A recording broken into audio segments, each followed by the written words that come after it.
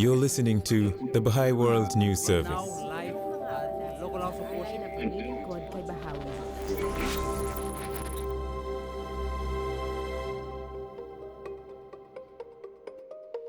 In this two-part episode of Insights from the Field, Moojan Momen discusses the ideas presented in his paper, The Bábí-Bahá'í Revolution in Iran, recently published in the Iranian Studies Journal of Cambridge University. From the Bahai World News Service, this is Insights from the Field, a podcast series that provides first-hand accounts of specific Bahai efforts in the field of action.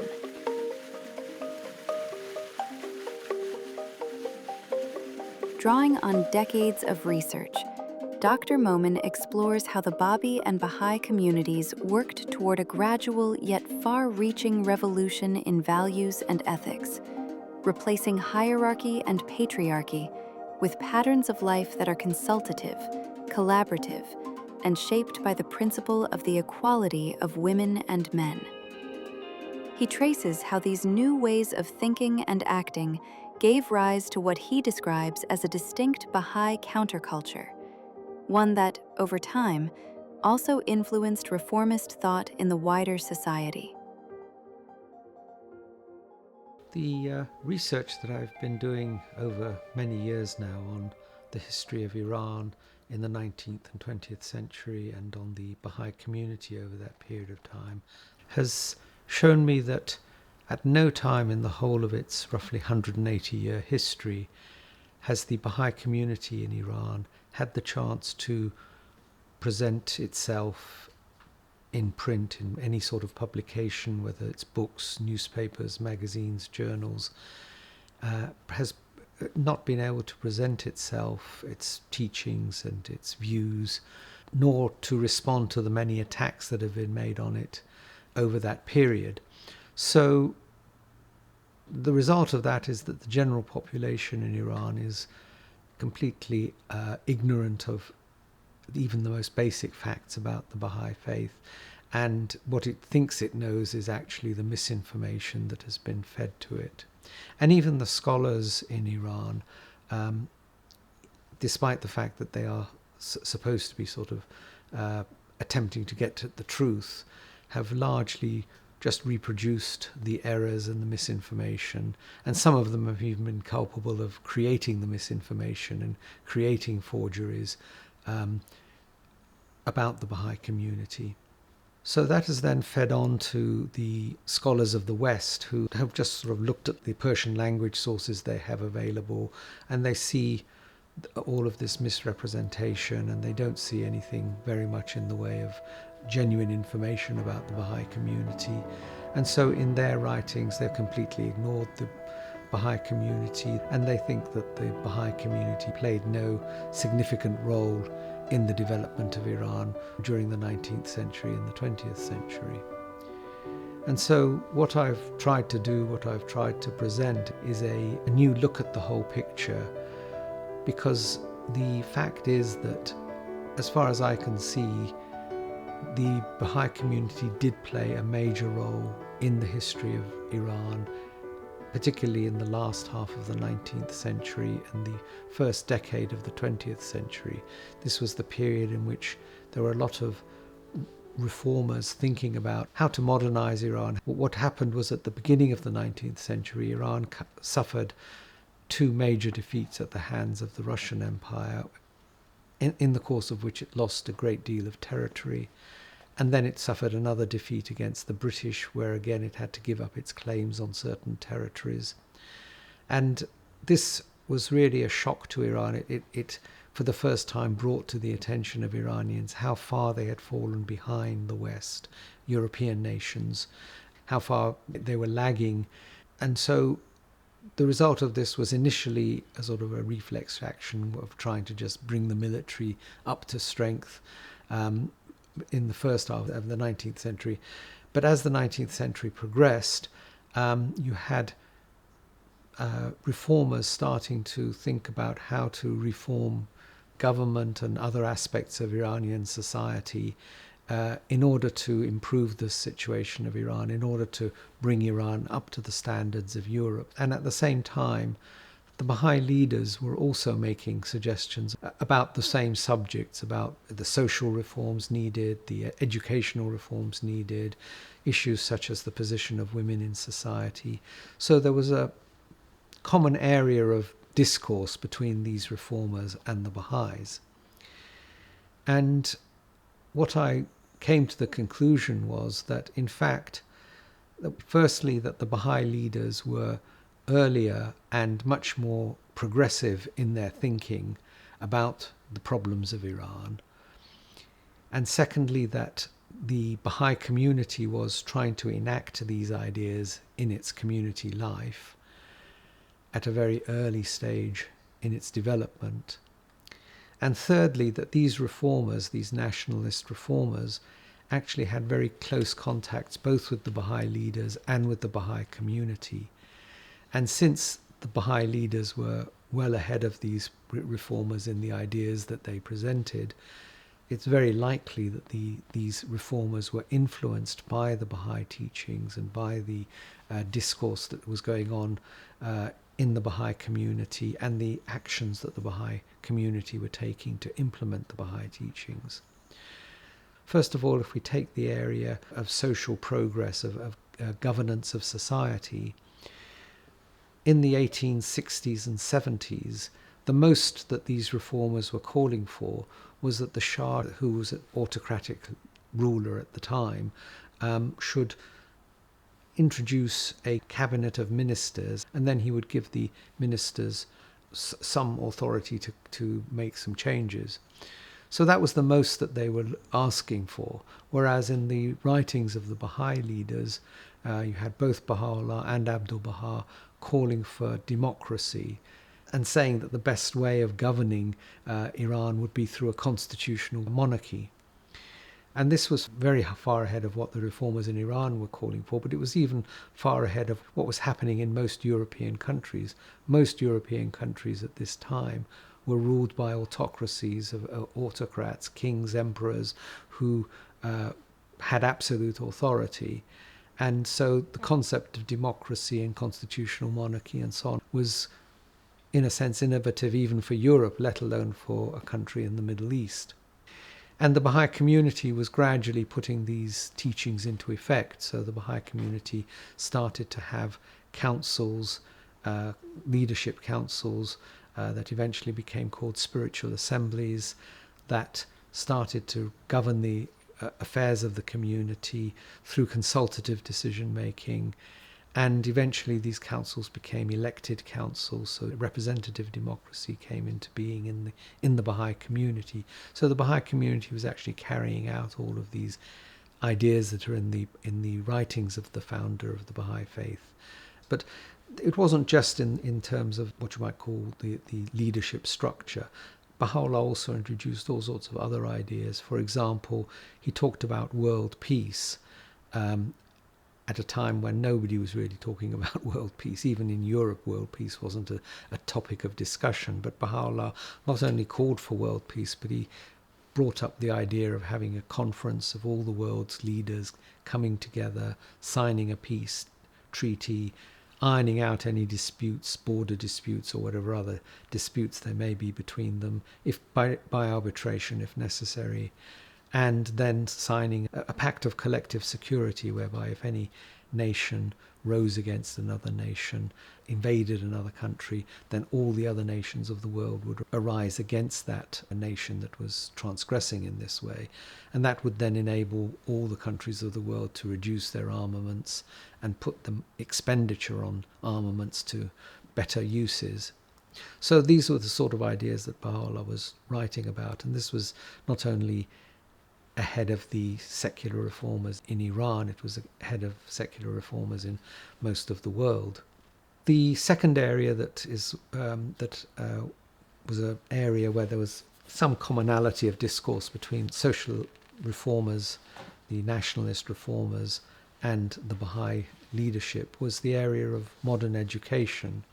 In Iran, at the beginning, let's say halfway through the 19th century, really the only option for most people was to go to a religious school and have a very limited religious education, which didn't even include literacy, let alone anything else.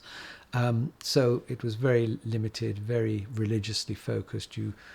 The call for modern education was something that came much earlier in the writings of the Baha'i leaders than in the thinking of the social reformers. Baha'u'llah emphasized the importance of education. He called each human being a mine rich in gems, and that the only way of bringing these gems out and making these gems that are inside every human being available for humanity to benefit from was through education. So he emphasized education, and Abdu'l-Baha called for modern schools to be established throughout Iran. The Iranian reformers, the social reformers and the nationalist reformers in Iran were also talking about education, but they saw it as being of secondary importance over the course of the time. As the pressure on the Baha'i community lessened, Baha'i community started to build modern schools. And the difference between the social reformers and the Baha'is was that the social reformers were really only building schools in the large cities of Iran, whereas the Baha'is were building schools wherever there was a Baha'i community large enough to sustain a school. So that often involved small towns, even villages. They were building Baha'i schools. And this was important because the Islamic leadership, the Muslim clerics, were very much against modern education. And the general population, therefore, being influenced by these clerics, also tended to have a negative view of modern education. But the Baha'i schools were being built, as I say, at the village level and at the small town level, and exposing people to what modern education actually was. And these schools were open to everyone. It wasn't like the missionary schools that tended to be just for Christians. The Baha'i schools were for everyone. And so the people in the villages and towns realized that, this was a good thing for their children to go to these schools and learn and be educated and so on. So the Baha'i schools, because they were down at the small town and village level, must have played a great role in turning the mind of people around and making it much more positive towards modern education. The culture of Iran in the middle of the 19th century was the religious leadership actually forbade the education of women and considered it a bad thing. And the Baha'i leadership, right from the start, started to improve the position of women in society, bring the role of women forward. And then once schools were being established, also to establish girls' schools as well as boys' schools. In fact, Abdu'l-Baha actually wrote and said the school for girls takes precedence over the school for boys. And we have evidence that this was very effective because even Western observers started to see these changes. So we have, as early as 1870, which is very early, a Polish journalist who was passing through that part of the world noticed and made a note in his report about how the position of women was better in the Baha'i communities than in the population in general. And another person, Dr. Cormick, who actually lived in Iran, and so he knew the country very well, he made exactly the same comment. And we don't know the exact date he made that comment, but as he died in 1877, it must have been before that date, he made this comment. So even this very early on, people were noticing that the position of women was better in the Baha'i community. We should also say that the secular reformers were also talking about advancing the role of women, and in the first decade of the 20th century, when the constitutional movement was flourishing, there was quite a lot of discourse about it among the secular reformers. But when the constitutional revolution happened and they came to power, they actually did very little for women. They didn't give the women the vote. The actual results of what they did was very meagre. There are other areas that we could talk about, like, for example, the advances that Baha'is made in health and hygiene, advances that Baha'is made in agriculture. But I chose those three areas because those were the three areas that the social reformers were also discoursing about. And so we can directly compare what the Baha'is were doing with the Iranian reformers. And as I say, the Baha'i leadership was producing ideas earlier and much more progressive than the ideas that was in the discourse of the social reformers. There was a group of reformers in Iran, and the evidence that we have is that they were in close contact with the Baha'i leaders and with the Baha'i community. Another very important factor is that Abdu'l-Baha's treatise, which has been translated into English as The Secret of Divine Civilization, was written in 1875, or about 1875, but it was also published in India in 1882. And because Abdu'l-Baha had written it anonymously, and because he doesn't actually introduce what he says in the book as Baha'i teachings, he intended it to be something that would be read throughout Iran without the people's prejudices against the Baha'is. We have good evidence that this treatise was circulated in Iran and read by various people. And in this book also, Abdu'l-Baha deals with these reforms like modern education, social change, democracy. All of these are in that book, and he also makes a major point about how all of these changes must be built on the basis of moral reform. In other words, it was important to have spiritual and moral basis on which to put these reforms. The social reformers in Iran were trying to sort of impose these on the population by decree, whereas what Abdu'l-Baha was talking about was that you should have the moral and spiritual foundations right, and then you can build these reforms onto that basis. Then it becomes a firm foundation for reforming society. Then we go on to the 20th century. What had been the reform movement in the 19th century evolved into what's called the constitutional movement, which was a movement to try and get constitutional government into Iran. Several of the leaders of the constitutional movement also were very closely associated with the Baha'i community. Two of the most well-known of these reformers was Malik al-Mutakallimin and Sayyid Jamal Va'iz Isfahani. And these two figures in the first decade of the 20th century became two of the major leaders of the constitutional movement. But a decade before, in the 1890s, they'd been living in Esfahan, and at that time they were very closely connected with the Baha'i community. In fact, one could almost call them Baha'is because they went to Baha'i meetings, they were in close contact with other Baha'is in Iran. The governor regarded them as being Baha'is, the clerics in Iran regarded them as being Baha'is. So to all intents and purposes, for a whole decade, they were part of the Baha'i community. Then they went to Tehran and they became leaders of the constitutional movement. Another figure that was regarded as having been a Baha'i was Sheikh al-Rais, who was again one of the leading advocates of the constitutional movement. So the constitutional movement also had a very strong influence from the Baha'i faith and from the Baha'i community. So as the constitutional movement gathered pace, the Baha'is took a leading part in it, in the sense that they were part of the discourse of reform that was going on. What happened was that the unity that had been created around all these ideas in the constitutional movement started to break down, and you had factions forming. One wanted to take progress further, others wanted to sort of pull back. We're talking about how they needed to insert the Islamic Sharia into the constitution. So there was major divisions and disputes and so on. And at this point, Abdu'l-Baha advised the Baha'is to withdraw completely from this discussion because of its divisive nature. When we're talking about these social reformers and the discourses that were going on among them, we're talking about a very small group of people. One of the Iranian historians of that period, Mehdi Malikzadeh, he saw the whole process of the constitutional movement at first hand, and he wrote a history about it.